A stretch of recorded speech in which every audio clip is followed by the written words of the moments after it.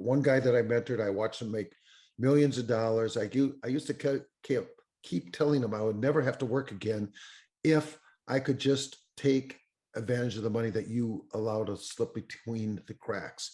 I watched him end up sabotaging himself. Another company that I worked with, I was on the board of directors. When I started working with the company, they were doing $69,000 a month. I helped them go to $1.2 million, watched him sabotage himself. So those are some of the past.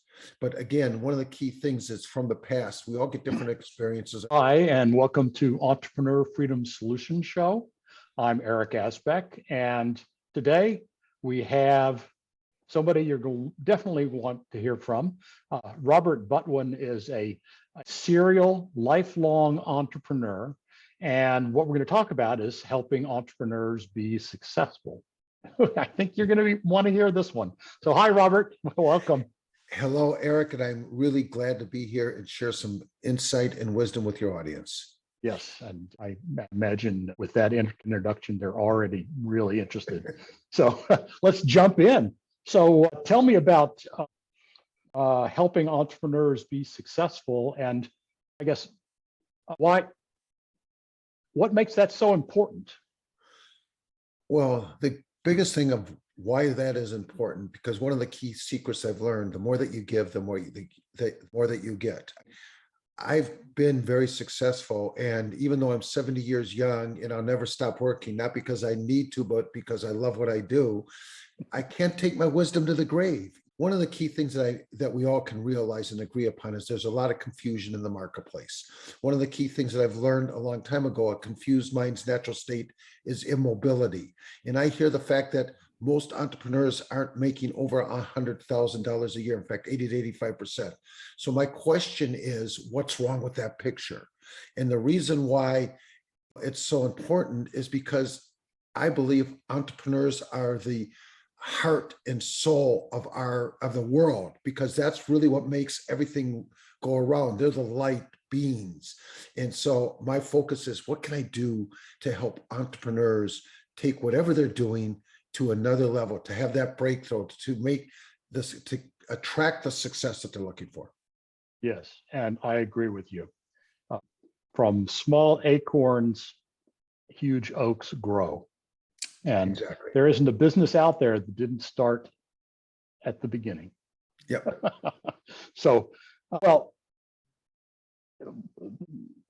could you just, people are going to want to know how you got started. And Yep. So could you talk us through it? Sure. I believe I started off as an entrepreneur, so to speak. I've always enjoyed making money as far back as I can remember. Everything from delivering papers to shoveling snows, to cutting grass, to caddying, to actually working at Farrell's Ice Cream Parlor before I was ready to go into the working place. I was like a singer and waiter, and I always made the most tips. I had a booth at the state fair. I've always looked at making money, but I always knew that I was going to go into a business. See, our family started the high school award cheerleading jacket business in the 1930s. I was the oldest son, third generation, always expected to end up running that family business. Two challenges. Challenge one, too much family in the family business. My grandmother, even though she was never there and my dad was president, dictated who got paid how much, and she wanted to make sure all of her grandkids were paid approximately the same. And in my mind, there was something wrong, because I was a producer and many of my cousins were not necessarily producers. And the other part was they were not willing to adapt to changes, because one of the key things that I recognize is the marketplace is always changing. So Yes. as I was trying to get out of the family business, and this was when I was single, I would always go to different bars, nightclubs, looking to find my lifelong partner.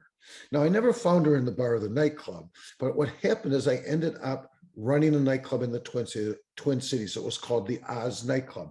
The owner that originally opened it just sabotaged it without going into the details why, and I ended up running the club based on things I got. Now, that didn't get me out of the family business, but it just enforce the fact that I am an entrepreneur. And then I got into direct marketing and I went on to make millions upon millions of dollars. And then I've transcended beyond that.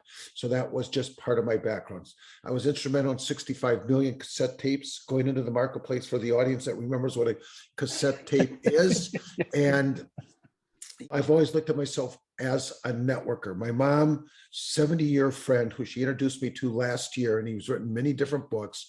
One of the ones that has become my networking Bible, because we've all heard the saying that your net worth is in direct relationship to the value of your network. So I've always focused on a network. So his book, and his name is Harvey McKay, and it's called Dig Your Well Before You're Thirsty. Now I'd like to add on to his title. My rendition is Don't Stop Digging until you hit either gold or water. So that's like the foundation that has gotten me to this point. I was on the board of directors of a company called Amazon Herb. I've seen so much as an entrepreneur, and that's why I'm really excited about being on your show, sharing my perspectives, insights, wisdoms, things that I know that work with your audience. That's awesome. What a path to bring you here.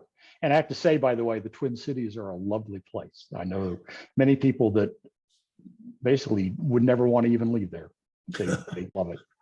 So, well, so what are some of the common myths around this whole idea of being a successful entrepreneur, and how would you debunk them? Sure. Well, first of all, to me, the biggest myth is that you need to work hard. Now, I'm not saying that it doesn't take work, but I believe you want to work smart, not hard. The bottom line is my results have come based on being able to, number one, understand and gather the information, interpret the information, and then implement the information. So you want to work smart. You want to develop a team of high quality people around you. There's an acronym that I heard Mark Hansen say a long time ago. The acronym of team is together, everybody achieves miracles. And I really believe that the right team, being a sports fanatic, in my favorite sport that I played up until 68 was basketball, and I played at a very high level. And so basketball is just 5 members. So it's just, I love the fact of working with a team of people and helping other people succeed. And I've heard it said was if you're building a team, if you're not picking people smarter than you, you're missing out on an opportunity. Just like if you're building a basketball team, you want the folks that are going to hit the shots and better than you. Exactly. You're only as good as your weakest link. And I was not a really great shooter, and I talk about that in my book. But I was really good at playing defense and being able to recognize a block shot, stop, rebound, all those things. So right. You find other people that complement your strengths, and that's the way, at least from my thinking, that's the way to success. Definitely. Cool. So could you tell me maybe somebody or a group of people, type of people that you've mentored, and what's the transformation that they've gotten? Well, a couple people, the transformation, talk about the good and the bad, because again, I believe in being very authentic. And I've seen the good, the bad, and the ugly in the entrepreneurial arena. No problem about it. But one guy that I mentored, I watched him make millions of dollars. I used to keep telling him I would never have to work again if I could just take advantage of the money that you allow to slip between the cracks. I watched him end up sabotaging himself. Another company that I worked with, I was on the board of directors. When I started working with the company, they were doing $69,000 a month. I helped them go to $1.2 million, watched him sabotage himself. So those are some of the past. But again, one of the key things is from the past, we all get different experiences. I love the definition of experience. This is what you get when you don't get what you want. It's how you learn from your experiences to get you to where you are and where you'll end up being. So I'm using that perspective and insight as I'm mentoring people today. And I've got a variety of people that I'm mentoring today that are just in the process of making major breakthroughs, which really is what pleases me, watching people that I can help in relationship to change maybe 1 or 2 little things that they're doing that will allow them to create that breakthrough so that they can attract the success that they deserve. Because I believe everybody deserves to be successful. Yes. You intrigued me there with talking about how folks sometimes sabotage themselves. And although I don't necessarily want to name names and things like that, I'm just curious, like, how's that happen? And is there something you can do to keep from shooting yourself in the foot? Well, let me name a name because he's a high profile person and everybody I think will relate to it. It's not nobody that I've worked with, but the name I'm going to name is Tiger Woods. He was on the top of the world and he allowed his power and influence to take him into into areas that you and I would probably say he shouldn't have gone to. Yeah. And how many golf tournaments? He was on pace to become the GOAT in the game of golfing. He won more golf tournaments than ever before. Yeah. Why it happens? They forgot where they came from. They lost sight of their purpose, why they're doing what they're doing, and they allowed themselves to get in the wrong uncharted waters, whatever. I got it. So easily said, sometimes not as easy to implement. Well, you start thinking you're more of who than you, more of what your ego, you allow your ego to overtake the reality of what's going on. I'm trying to think of an ego joke, but I don't have one right now, so that's okay. Well, that's helpful insight. Are there any other insights that come to mind that you could share with us? I can, because I continually think about what I can do to have a bigger, better impact with entrepreneurs. And I've come up with what I call the ABCs, and it's based on 18 key pieces of the puzzle that as you continually think about these and put these into action, and the one strategy that I made millions of dollars on. And there are 8 letters that begin with A, 2B, and 8C. And I always tell people, I always start with the C's. And the reason why I start with the C's, that was the grade I got the most of in high school and college. Now, remember, I told you the backstory. I always expected to run our family business. Education was mandatory, but I didn't see it was important. That was one of my biggest mistakes. But in the meantime, so the first thing is being clear on why you're doing what you're doing and the purpose in relationship to what you're doing. The second C is commitment. Are you committed and serious about creating the success that you believe that you want? The third C is choices. We all make choices, and not when we make the right choices, we never really think anything of it. But when you make a choice that doesn't work out, it was like, what was the lesson I was supposed to get from this choice? Life has certain lessons we're all supposed to get. And until we understand and get that lesson, it will continually trip you up in that lesson. I actually almost think of it like each time I do something, I'm running another experiment. I expect a certain outcome, and either I get it or I don't. And it's like, okay, so what can we learn from today? Well, and that's why I'm giving you the key foundations of everything that I've learned, so that Sure. So the third C is, or the fourth C is canny, constant and never ending improvement. Well, one person can change your life, or one cassette tape, or one book, or one event that you go to can change your life. Mine happened, my first one happened was when I listened to a Wayne Dyer cassette tape series.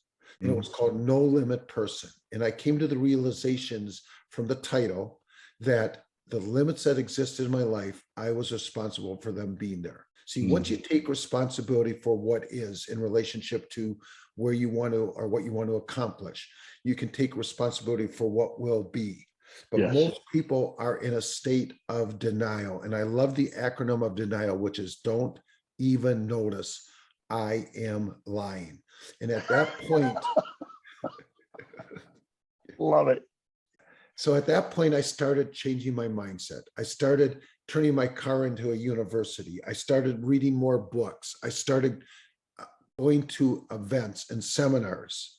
So again, I knew that I could change my mindset. So you want to make life a lifelong learning experience.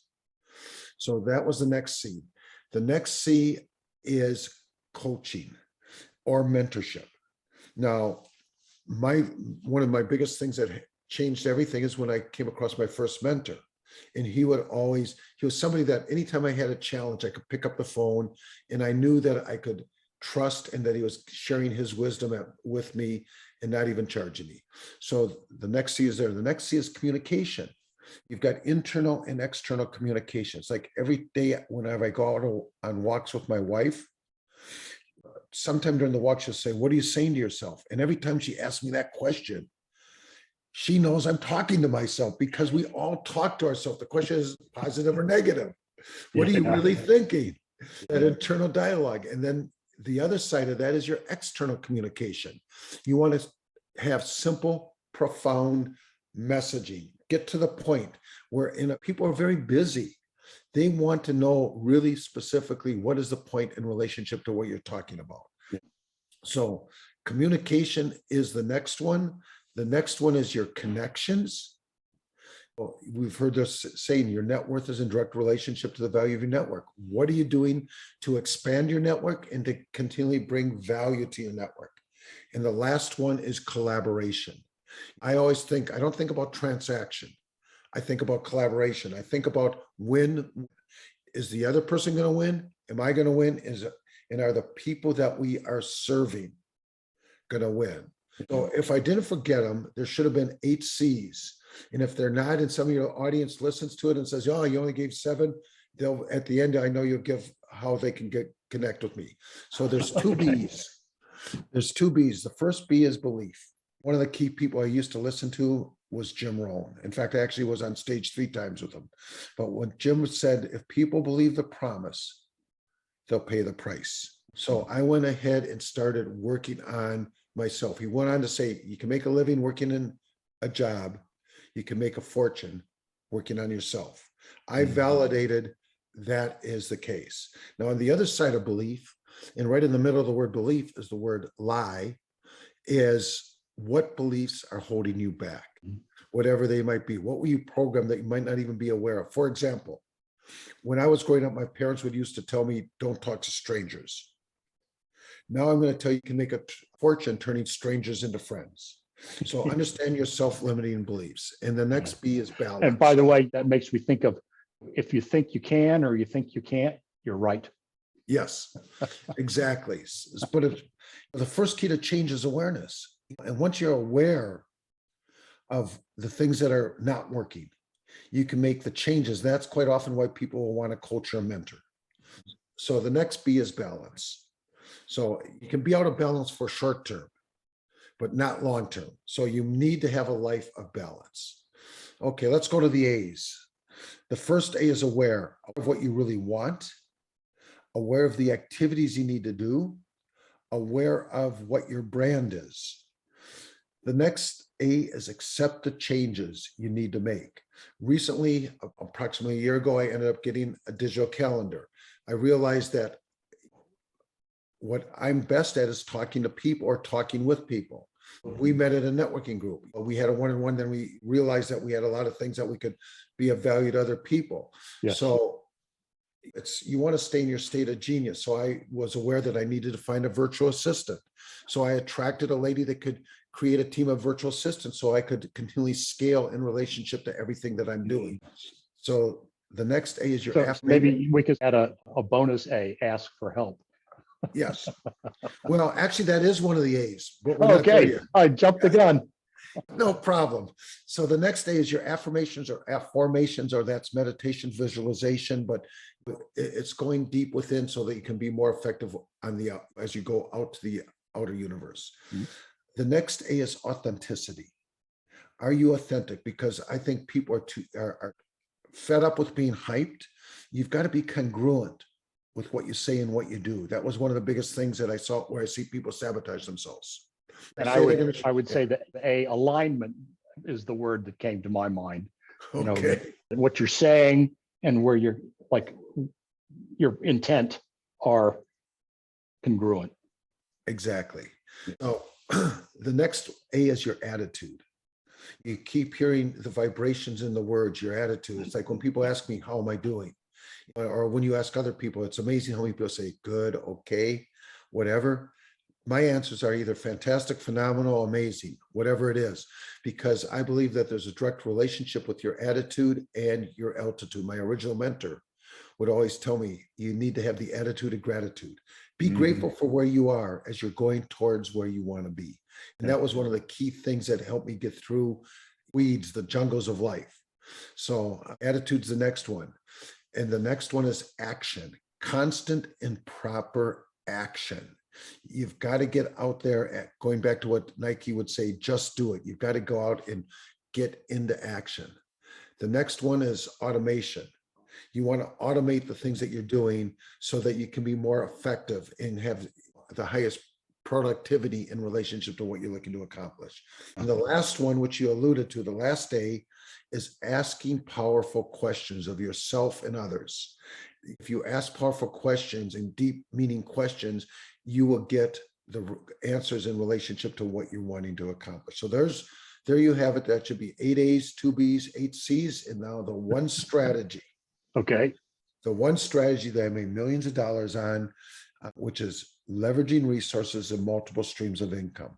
Now, resources come in a variety of forms. You've got other people's experience, like you can live through the experiences that I've shared with you today, or other people that share with you in relationship, as long as they've got credibility in your mind. You've got your own experiences. You've got life energy, you've got your connections, you've got money. There's a variety of different kinds of resources.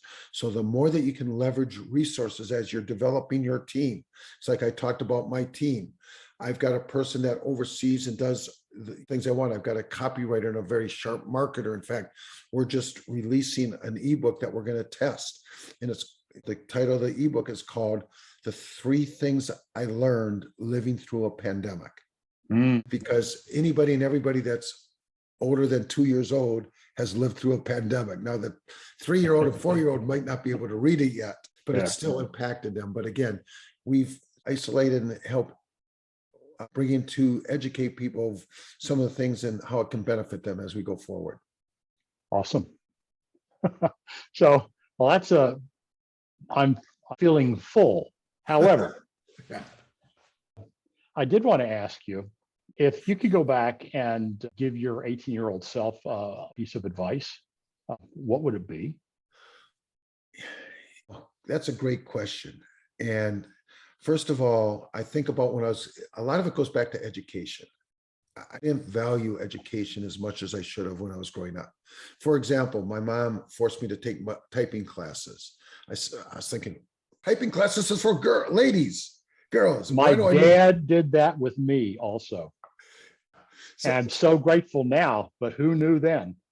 Exactly. Well, my wife types 100 words a minute. Well, she's part of my team because I'm still handpecking. But that's one example. I didn't put enough importance on education at a younger age. Remember, I didn't come across Wayne Dyer's cassette tape series until I was in my 30s. Think about all that time that I could have created a much more productive and effective in the marketplace. So that would be the biggest piece of advice to my younger self. Yes. And when you're 16, 17, 18 versus when you're in your late 20s, let's say, have a different receptiveness to that coaching. However, point made. So, well, is there a question that you wish I'd asked? And if there is, how would you have answered it? Oh man, is there a question? Here's one of the key things I'll share with everybody. It doesn't matter where you start in life or where you are now. The key is the direction you're headed and where you choose to end up. Life is about choices. So it's and let me expand upon it. As far as a question that you would have asked, what's next? Well, early on, I listened to, I can't remember even who said it. When you get to the end of your life, And I've always said, I'm not going to ever stop working. But when you get to the end of your life and you reflect back on your life, the question that you ask, did you live a life of meaning?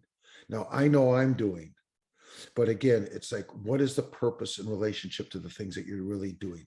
Are you contributing? Going back to the movie that Jimmy Stewart played in, It's a Wonderful Life. He didn't even realize the impact he had on others.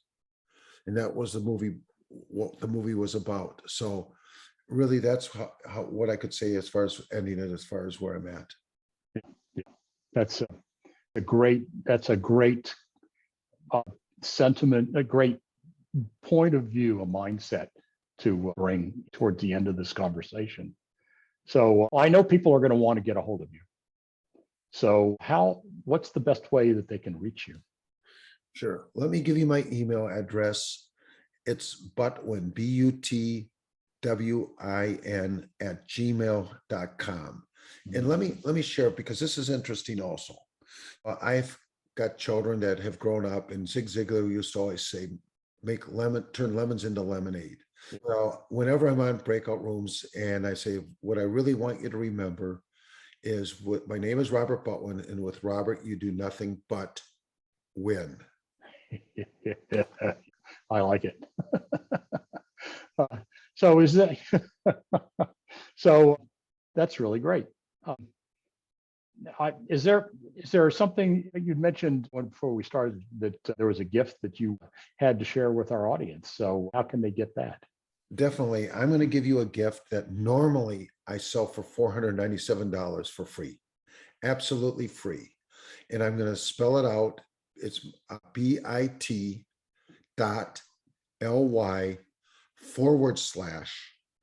/Butwin, all small letters, Butwin 2020. Now, when you log on, you're going to see a $497 price tag, but let me give you a code that will give you free access. It's winning. Now, why would you want this as a free gift? First of all, there's some very valuable information in it. I've got a list of 50 different networking groups, because now with everything going on Zoom, it's easier to meet people. A lot of what we do is our mindset. So you've got a list of 50 different Zoom networking groups that you can plug into at no cost. Number one. Number two, I've got a variety of different interviews. For example, we talked about branding.